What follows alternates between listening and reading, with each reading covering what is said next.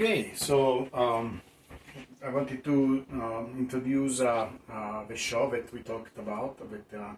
It's called Bitcoin and Giovanni's Authentic Italian Cooking. And so the entire idea will be that we talk about real authentic Italian food, and at the same time we also discuss here and there about Bitcoin. You see, I have my nice apron. Maybe you can see it. It says the secret ingredient is Bitcoin. I have my little almost like a chef hat. I couldn't find a real chef hat with Bitcoin, so this will do. So I wanted to tell you a little bit about the show, how the show is going to be structured, what we're going to talk about. This is my little kitchen. I live in San Diego. It's very expensive real estate, and I'm trying to live the Bitcoin standard. So I'm trying to not to spend money in useless things like huge big house. It's a nice house. It's basically a one bedroom apartment. I have like a little study area. One day I will show you around how it looks like. But this is my kitchen. I'm still learning about how to use the camera. I will do everything by myself. My son will help me with editing the video. So we will try to be very efficient in showing different techniques, different approaches to Italian food. The entire idea is try to keep the food as authentic as possible, because many Americans are not exposed to real Italian food. Unless you have been in Italy. But also, if you went to Italy, maybe you had let's say, the version that they offer in restaurants, and many of them could be actually, I don't know nowadays, but I'm sure there are a lot of places that are more like tourist traps, and instead of focusing on more authentic food. And so a lot of the things that I will do will be basically what an Italian family will cook, what we'll cook in Italy almost on a daily basis. That I think a lot of people are not familiar with, because sometimes we'll try to do some a little bit more fancy things, something that maybe you will find in a restaurant, etc. And I will try to show you the difference. Okay, this is something that is more like a restaurant type of food. I actually grew up in the restaurant business. My son and my father opened like a little fish shop with serving also food, the different foods that we made based on mostly on seafood. And then my brother studied to become a chef, and he opened several restaurants. I opened also myself 3 different restaurants in the United States in the 30 years that I have been here. I open, then sold them, etc. But in different locations, Baton Rouge and in Florida. I'm almost like a chef, basically. Even if I didn't have formal training, I grew up in the restaurant business. But mostly what I will show is like what people cook at home. The different seasonal foods that we have, because there are different themes that I will discuss. One of the most important things about Italian food is the idea of using very fresh ingredients, because that is one of the secrets of Italian food, to have fresh ingredients. So we will try to always base our recipes on the freshest ingredients that we can find. There are certain things where, of course, you use cans, or maybe use things that store for a long time, like maybe polenta or things like that. But a lot of recipes are based on having something fresh. And then, also the type of techniques that we are going to use. We are trying to, once in a while, maybe we can even try to do like homemade pasta, but it's almost nobody does that anymore, but because it's fun, I'll try to show you how to do homemade pasta. We can get like little machines that does the homemade pasta. But the other thing that is very important in Italian food, besides the freshness, is also that it's kind of connected with freshness, but is a slightly different angle. It's the idea of using seasonal foods. So you don't want to do things that are typical of winter in summer and vice versa. So we follow a lot of the season. Even now, a lot of things that I'm going to say about Italian culture or Italian way of doing things is really when I grew up in Italy. So I have been here almost 30 years. So I imagine that things are a little bit changed in all these years in Italy, but also not so much, because people are still attached to their tradition, to this. One of the things that is very important in Italy, we still very traditional, in particular for what concerns the food. But in general, when I say Italy, it will be how I remember it. Like 30 years ago. It doesn't sounds crazy when I say that 30 years. It sounds absolutely crazy, but that is how much time I have been in the United States, and I was very lucky in terms of how I grew up in Italy, because I was exposed to many different foods, because Italy is very regional in terms of the food. Foods that you find in the north of Italy, not just the north, but actually, because that is the other thing I hear it often. They say, "Oh, Americans will ask you, are you from your way of cooking? Is it northern or south?" Like when they know there is a difference between north and south. And really, it's not even the right way of thinking about Italian food. It's more about regions. So we have like 20 regions in Italy. Some of them are associated with basically with the different states that we had when we unified. Because basically, since the Roman Empire fell, while other nations becoming nations, right, like Spain or France, Germany was a little bit like Italy, but it took a long time to unify. They had like little states, and so for some reason, Italy, even if we were, the center of the Roman Empire, we actually didn't unify until 1860. This is when actually we got Italy back. When Italy became a country. And so before that, it was all these little states that had their own coins. Talking about Bitcoin, making the connection, they had their own currencies, and was actually one of the problems, that made us also weak. We didn't have one main standard. We had many different coins. So when you had to go across the border, you had to change coins, etc. Some coins were more accepted than others, but it was one of the problems that kept us weak, actually, as a nation or as a people. And then, but one of the good things about that was that all these different little countries almost developed their own ways. They had their own foods, they had their own dialect. Like the dialects in Italy are so different that are almost sometimes like languages. In particular, if you're coming from the north and you go to the south in Sicily, and somebody speaks the dialect, and again, it's one of these things that is changing over time. Less and less people are speaking the dialects. So we have like a unifying language that is called the Italian language, but it's made up by some of these dialects and then transformed in one single language.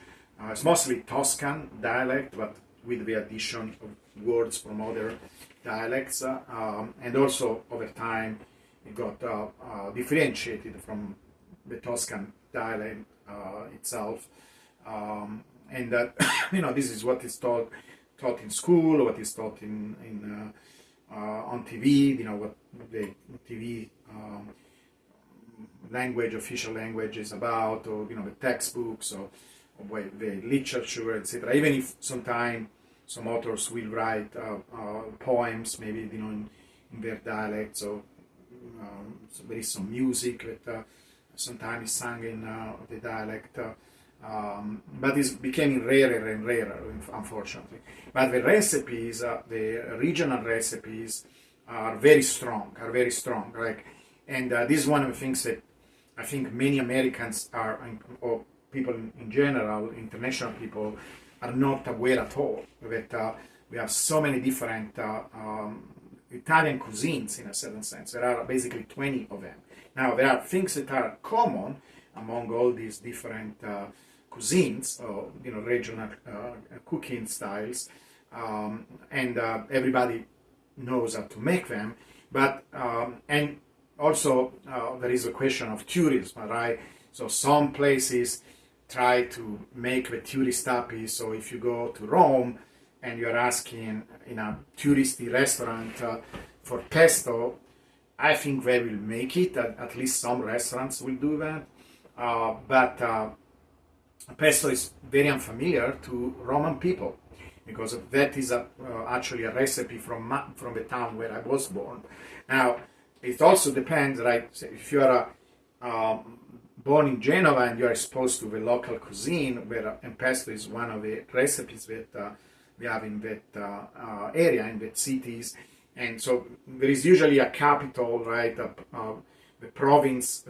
So there is a region. That is like it's not really like a state, like in the United States. It doesn't have that level of independence, but it has its own autonomy. But even culturally, you will have these dialects. People will have different habits or different ways. Like, for example, people in my region are very famous to be they like, let's say, to be attached to money, almost like Scottish people. Like they don't like to get away, taken away from their money. They are saving. Are like wealthy people that drive a very inexpensive cars. Until basically they die. They don't ever use all the money that they put aside. So that is one of the things that people joke about people from Genova. But it depends also, where you just born there. Like in my case, like my family is from the south, and we are migrants. My dad moved when he was young to Genova because there were more opportunities over there for us as we were growing up. He was in the Coast Guard initially, and then he opened the restaurant, like I say.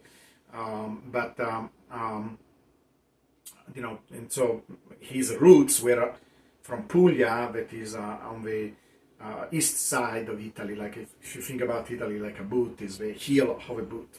And my mom was from Sicily, that is actually the ball, the highland of it, the boot is kicking, right? If you want to use that image.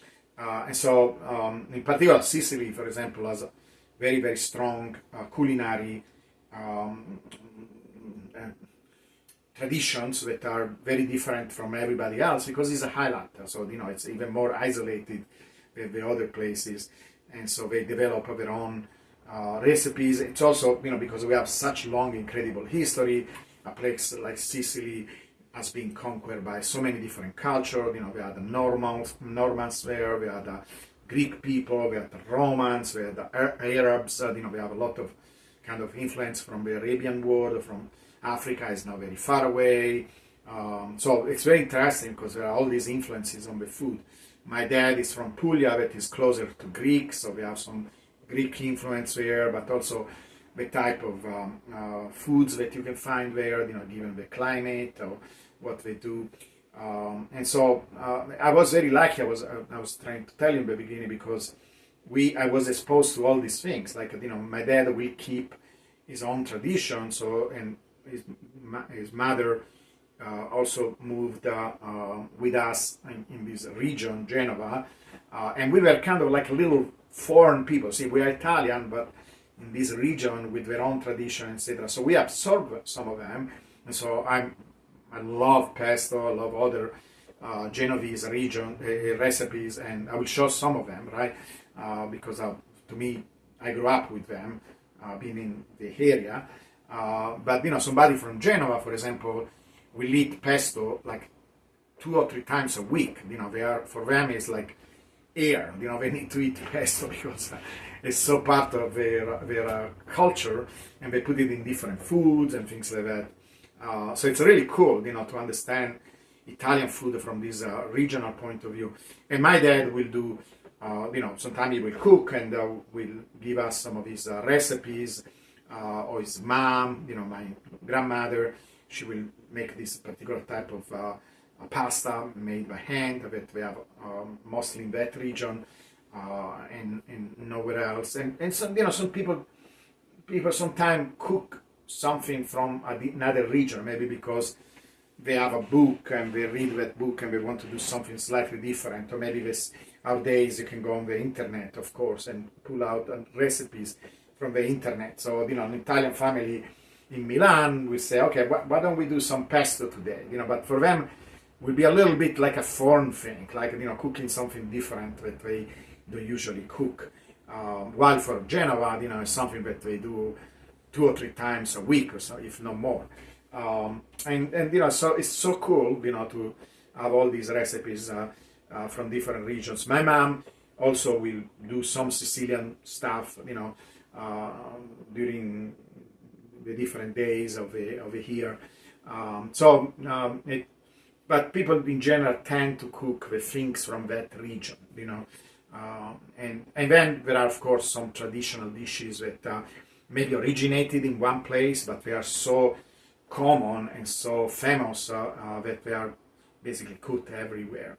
Even if maybe there are variations, like lasagna is one of these. Almost everywhere in Italy they will cook lasagna, even if it originated in the Emilia region.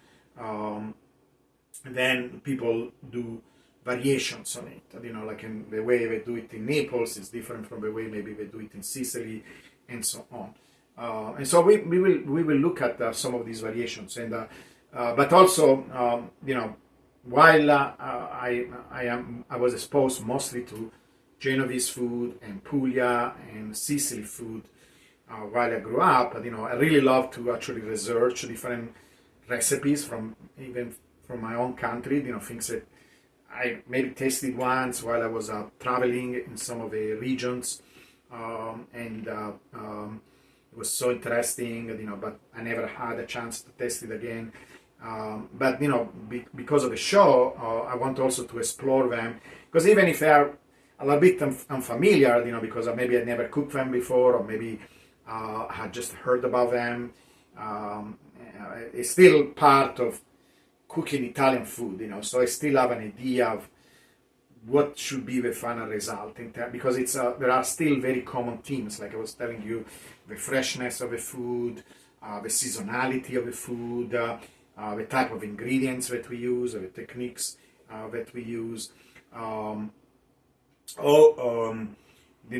other thing that is very important, it's the balance of ingredients. It's never, you never have something that is too extreme in one case or the other. Like, for example, they use spices, like hot spices, more in the south than in the north.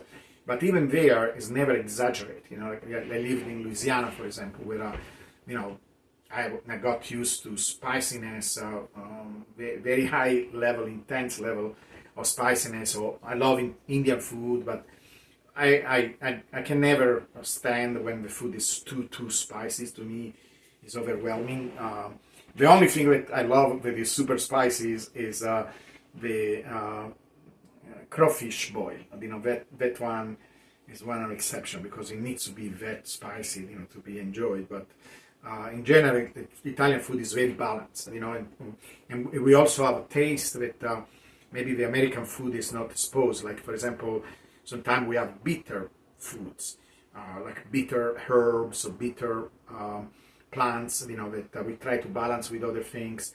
And so I will try to do all these kind of things. So one of the things that I suggest also, as you follow the show, if you want to get some of these books, I don't know if these other ones are, I love this one, but it was on Barnes and Noble, so, several years ago. I don't know if you can find it, but I love it because it's almost like an encyclopedia.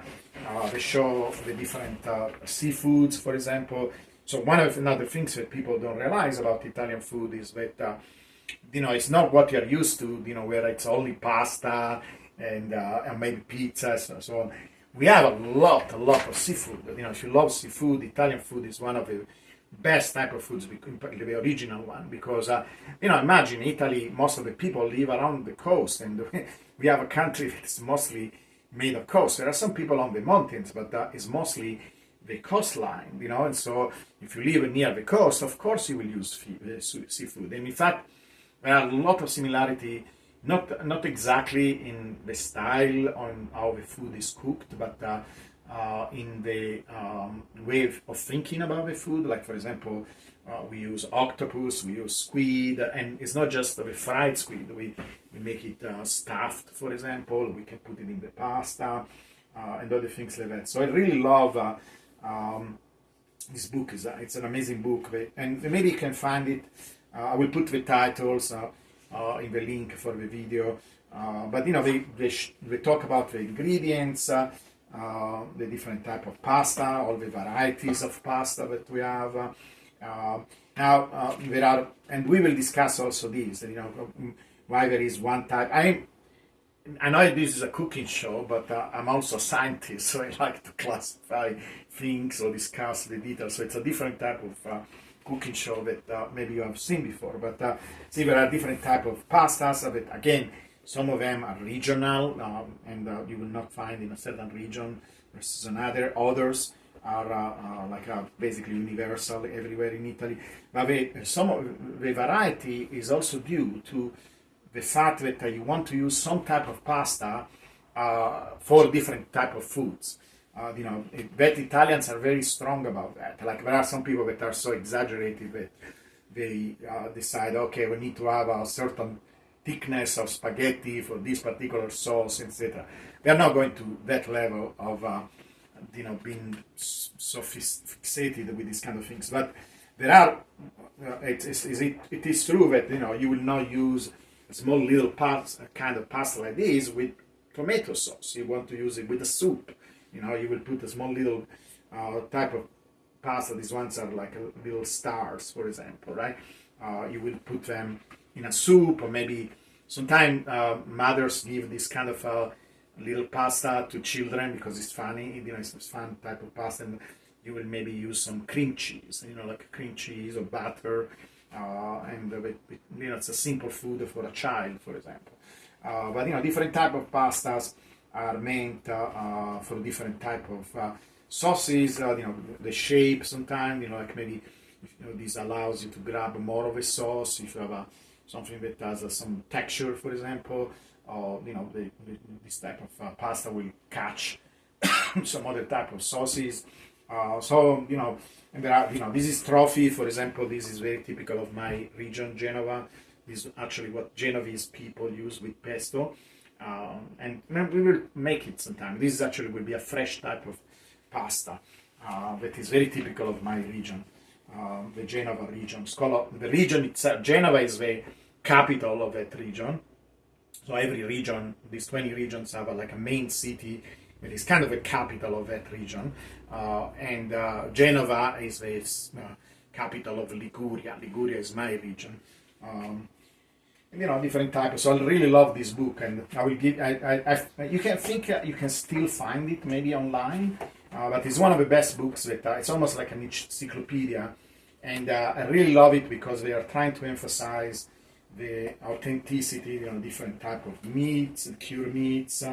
Because we also we eat them in a sandwich, but also, you know, we put them in food sometimes. You know, we wrap things with it. We put them in sauces, you know, different type of pancetta, that is a kind of bacon, but much better than bacon. And different type of sausages that we eat in Italy. There is no such a thing like Genoa salami, for example. You know, that is an American invention. I don't know why it's called Genoa salami. We don't have it. This is supposed to be like the bologna. That I don't know how you made such incredible cured meat. It is one of the most amazing things, and one of the most horrible cured meat, that is your bologna. And I think it's called bologna, because bologna or whatever you call it, because the mortadella, that is supposed to be what bologna is supposed to be, the American version of mortadella, it's actually from this city called Bologna.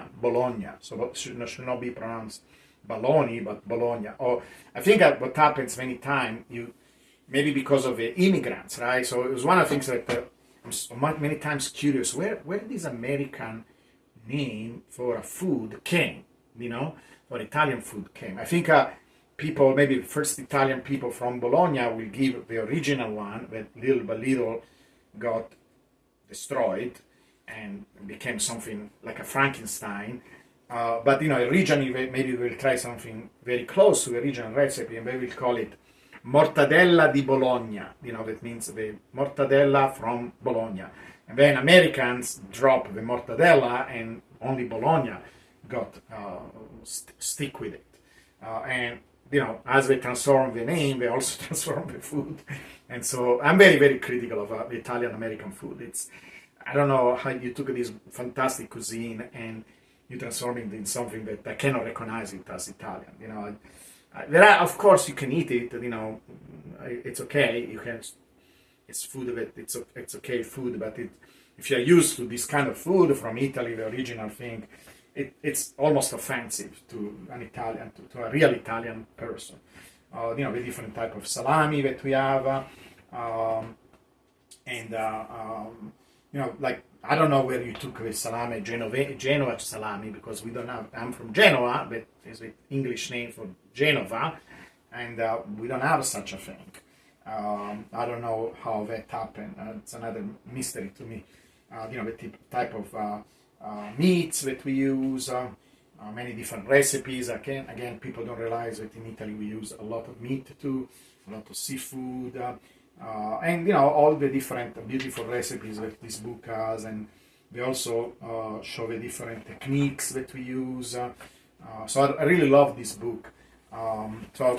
It's called Italian Cooking Encyclopedia, and I will put the title and the picture, so maybe you can find. Let me see if I find a link somewhere where you can get this book if you want to follow along. Another book that I really love is this one, Regional Italian Cuisine. This one probably is the single best book that I ever seen that talks about the authentic recipe for each region. I wish actually they went region by region. What they decided is more like instead of an Italian real region that are specific and they have specific name, it's more like region in the sense, okay, this the west side of Italy, or the northwest side, the northeast side, and so on. But it's kind of okay doing that, instead of going, okay, it's region by region. For example, we put Liguria and coastal Tuscany, because Liguria extends, right? It starts from the west of Italy, almost basically bordering with France, and then it's a very narrow region. If you can see from the picture, you have these mountains that are falling on the sea. It's so beautiful over there. You have both. You have the mountains and you have the sea, and so they are very, very fast going down the sea. And so when we have some type of agriculture, is all terraces, and we have just terraces because there is not much land to do agriculture. So there will be like a little terrace, and then people maybe have some vegetables, that they are growing there. But it's a lot of herbs, this white pesto, for example, and a lot of seafood because it's on the sea. And this region was famous for sailors. We had all kind of different colonies all over the Mediterranean. And so Columbus, Columbus is from Genova, for example, not by chance. He was a sailor and an explorer, etc. But they put coastal Tuscany because if you go down, towards the south and you stay on the coast, you get the Tuscan region, and not the Tuscan region closer to the mountains, but the ones on the coast. And kind of. They have similar recipes to Liguria. Some of the typical things that you see, this is the show here. So you see how I don't know if you can see it from the video, but there are all these little sections here. These are the real regions of Italy, but they highlight basically Liguria, the entire Liguria, but one chunk of Tuscany.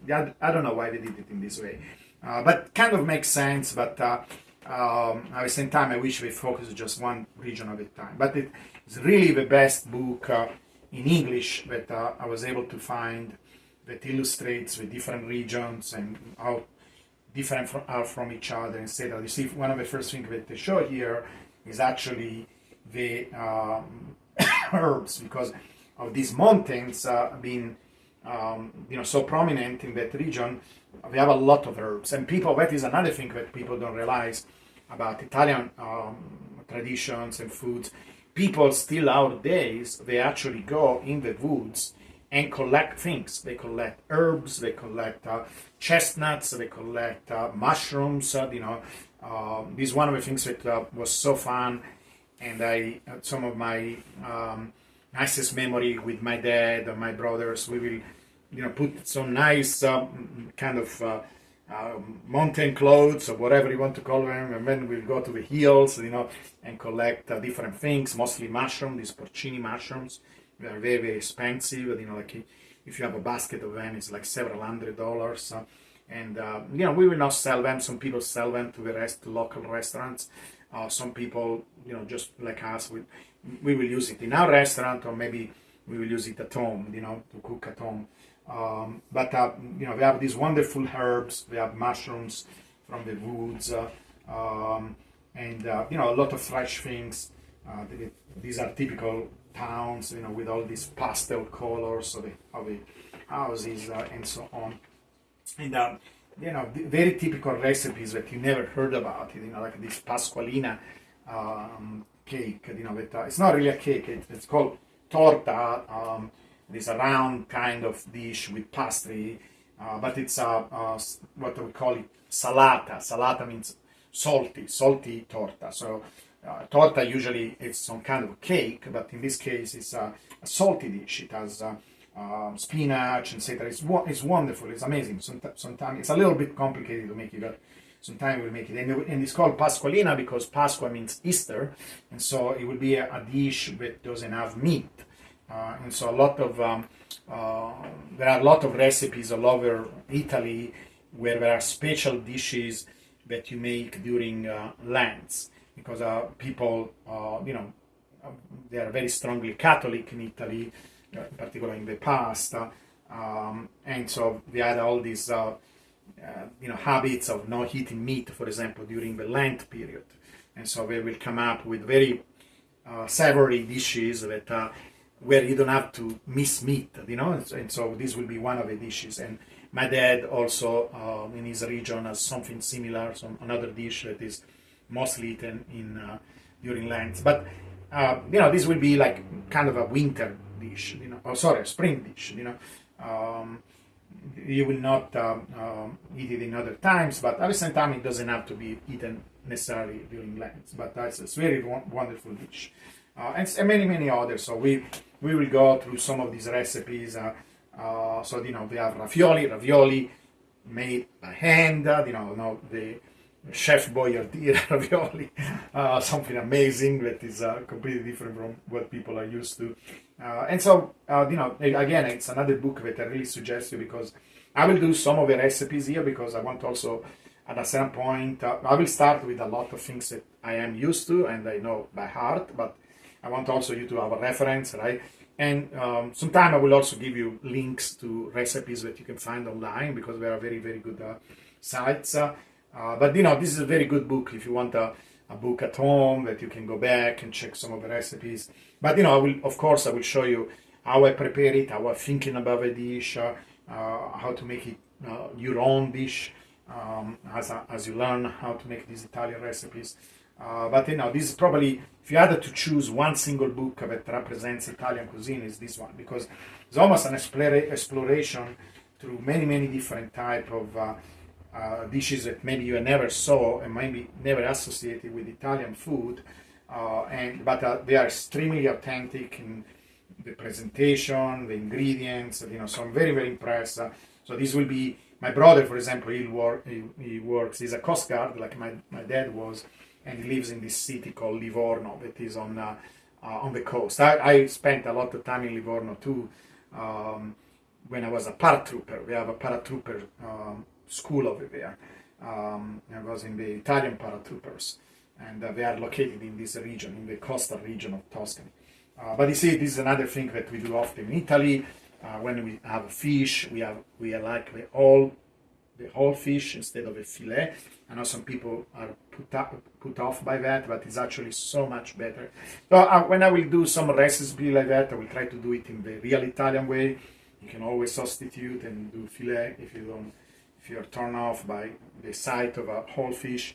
I suggest you to try at least once because it's so much better when you cook it together with the bones, But this book is amazing, and at some point we will go in some of these recipes that they are even unfamiliar for me. I mean, I heard about them, I know that they exist, but I want to test them myself. The cooking show will be an opportunity because we are coming from certain regions where, like I say, some of these dishes are universal, so every Italian knows about them, but others, I never made them, and so they are, even if there are variations, and they are not completely foreign, they are still in the same style, etc. It's just the variations, the type of ingredients that they use, or the way they think about the food, in different regions. So it goes through all the regions, all the way to Sicily. That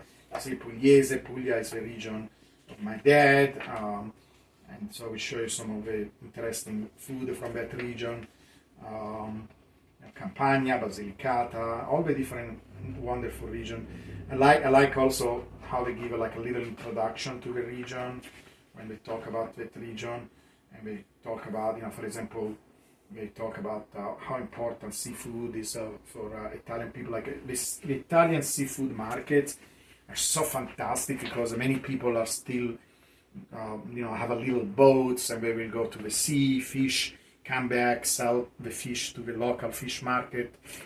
It's much more still, again, at least when I was there 30 years ago, I think it's like that, but it's still very linked to the local economy, the local food. We don't, if you want to make a connection with some of the things that are interesting to Bitcoiners, we have too many regulations, for example, right? Because we are starting to have all these regulations from Europe, from decentralized, almost fanatical Brussels, government that is supposed to regulate everything that happens in Europe, including foods. So we have all these regulations. America also, right? You cannot have unpasteurized milk. In Italy, you can find unpasteurized milk, right? And nobody dies for it. And also cheeses that are made locally, by local farmers, by local shepherds, etc. And they are fantastic. There is no comparison with anything that you can taste here. Like in America, everything looks artificial in comparison. So people are still very much, and I hope that is not changed, in Italy, since I have not been there for some time. But so you will find all these different shellfish and different seafood, and you go to the local market, and we have so much variety. Never see so much variety in the United States. Even if I go some of the nice seafood places here in San Diego, it's not comparable. And also the freshness, because very likely they got this food the same day. They got the seafood the same day from small little boats, or particularly if you're in a small village. Now, if you're in a big town, it's a little bit different. But if you live in a small village, this is how it is. It's really, really amazing. It's so beautiful. It's so important part of our culture, all these foods and so on. But I really love this book. Again, I will put the title in the link because they go a little bit in the culture, why things are different from different regions, the history, the different type of regional recipes, what is typical. I think we also mentioned the wines from that region.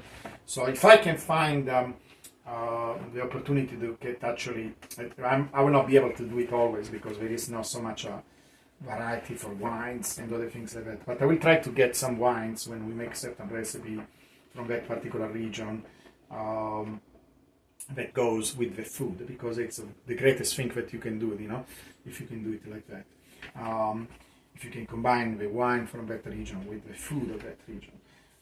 But anyway, so this is one wonderful book that if you had to choose one single book, I would suggest this book. So it's called Regional Italian Cuisine. And then, there is this is like a old book, kind of the same idea, regional cooking. It's a little bit less fancy. I will give you also this other one. There are others that are very good. Among the cooking, Italian American chef, that chef called Batley, I think it's his name. He has good books. I used to own some of the books. Maybe they're in storage somewhere. And maybe I will bring them up at a certain point. I like books because they're a good point of reference. He spent some time in Italy and got trained. He's an Italian American, but he was trained in a small little restaurant in Italy. But these are some of the books that I want to tell you about. I just got another one. This is all in Italian, but these are more sophisticated recipes. I was following this show where these are really, really fancy chefs that make like a... Because see, on one end, Italian cuisine is very traditional, and it likes to stick with certain ways of doing things. But at the same time, they're also like experimentation, like pushing things at a certain level and changing a little bit things. And so most of the recipe we are going to do will be kind of authentic and also what people cook in Italy. But once in a while also, because I was like so fascinated by this show. It's unfortunately in Italian. I think once in a while we speak in English, but we have some of the best chefs in Italy, and they have like a little variations on the theme. And I want to experiment with some of these recipes that if we can make them, from these very, very sophisticated chefs once in a while, because we give like a little twist to something that is traditional, and it becomes like amazing, and so but I want to experiment. I got the book, so maybe like we do like once in a while we do a special where we do a very, very fancy recipe and see how it tastes, and we experiment from these very famous chefs. And I will also give you the link to the original video, because we have usually video associated with these more fancy recipes. Anyway, so this is the idea. We didn't talk much about Bitcoin and the links, but I will try to make some links, talking about maybe the economy of Italy, or the history, the different coins or the different regions. Maybe we can pull out some of the coins we were using at the time, if people are interested on. Because at a certain point, we can talk about Venice. And there is a book called Bitcoin is Venice. And we can talk about because that is also interesting. It actually shows in the food they were kind of like international, open.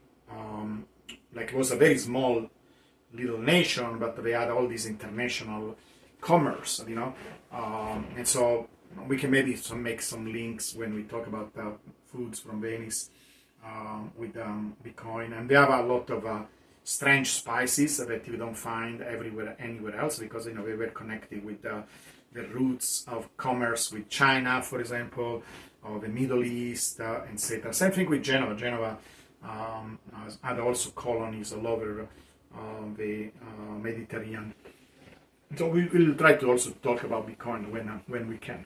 But it's mostly a cooking show. So anyway, I hope you liked this introduction and you learned something from it. And we will start. I want to do a lasagna dish because it's so traditional, but I will show you the real Italian way of doing lasagna. It's more of a northern kind of type of lasagna than what we will do in the south, but it's something that you will be surprised, because, for example, I'm not going to use any mozzarella cheese, or I'll show you instead of what to do, and you will love it because it's so different from what you're used to. So we will do that next time. We will focus on a very authentic Italian lasagna. Okay, so thank you so much to follow, and see you soon.